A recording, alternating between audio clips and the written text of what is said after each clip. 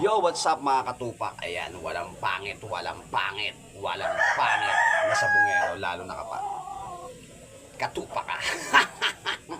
Eto mga katupak, ayan, isang malupit, isang malupit. Ayan mga katupak, napalaban na naman yung ating triple action hats mga katupak. Talagang matindi to, no? Talagang medyo maganda record na ibinibigay sa atin itong triple action hats natin mga katupak. Ayan mga katupak, dinehado pa tayo. Tinuduhan na naman ni boss. Boss na naman yung nakakalaban natin, si Boss Hogan mga katupak. Ayan, grabe ano. Mga katupak, fast skill.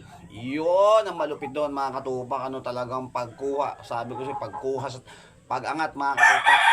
Pagsabi dito sa balakang, akala mo magnet, yung hindi na nabunot halos. Pagbaba, putang na sabi la, uy, baka puro kwento na naman yan mga katupak. Ayan.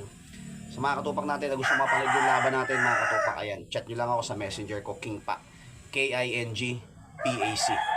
Ayan mga katupak, mapapanood nyo rin yan sa Facebook natin, no? Ina-upload natin yung mga laban natin. Yan. Pero chat nyo lang ako yan sa mga viewers natin, sa mga solid supporters natin, sa mga followers natin mga katupak. Ayan. Grabe ano, banges. Talagang masasabi mo na grabe naman yan, King Pac, napaka-super naman yan. Ayan mga katupak ano. Sayang lang mga katupak. May tama pala na sikreto dito parang tusok lang yun. Pag uwi namin dito namatay din yung manok, so akala namin walang sugat, so yun, di lesson learned.